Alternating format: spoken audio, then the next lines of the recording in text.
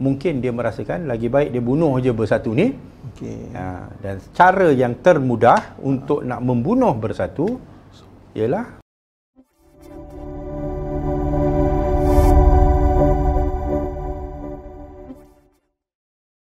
cerita yang ni lah.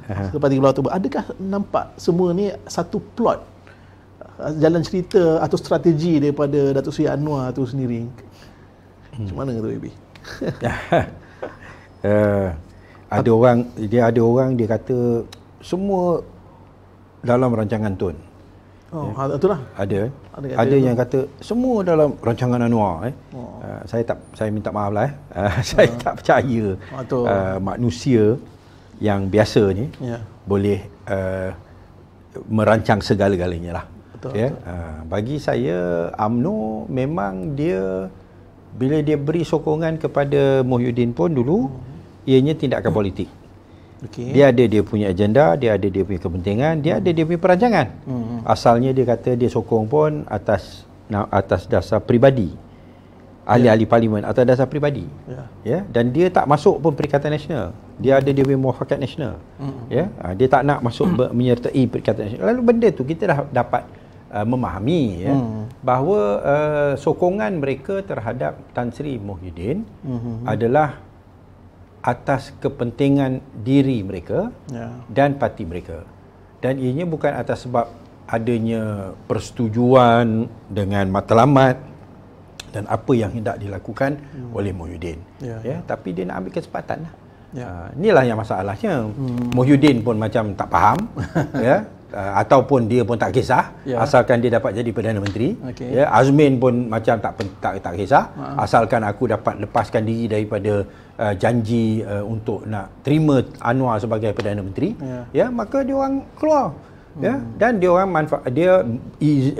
dia rasa dia manfaatkan UMNO. Tapi UMNO pun manfaatkan dia.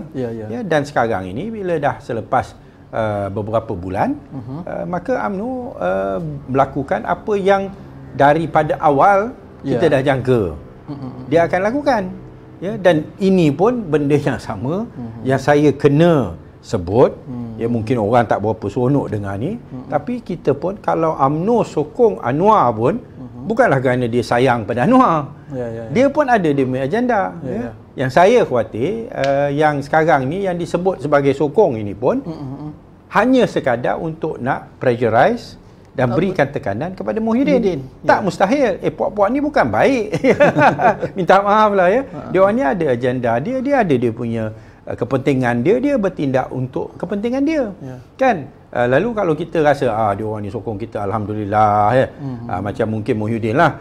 Dia rasa alhamdulillah orang semua sokong saya dulu pun timbalan Presiden UMNO, apalah salahnya dia orang sokong aku dan sebagainya lah kan. Ni semua kawan lama-lama dan sebagainya lah.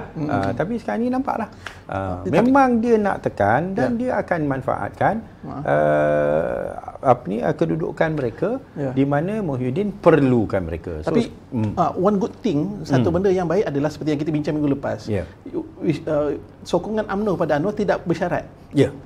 Mungkin itu satu benda yang kurang. Dia tak bersyarat tak bererti bahawa dia ikhlas. Dia nak capai matlamat dia.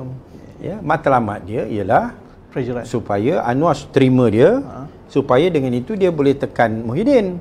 Ataupun kalau Muhyiddin tak tunduk pada tekanan, maka dia akan bersama dengan Anwar sehingga bersatu jatuh.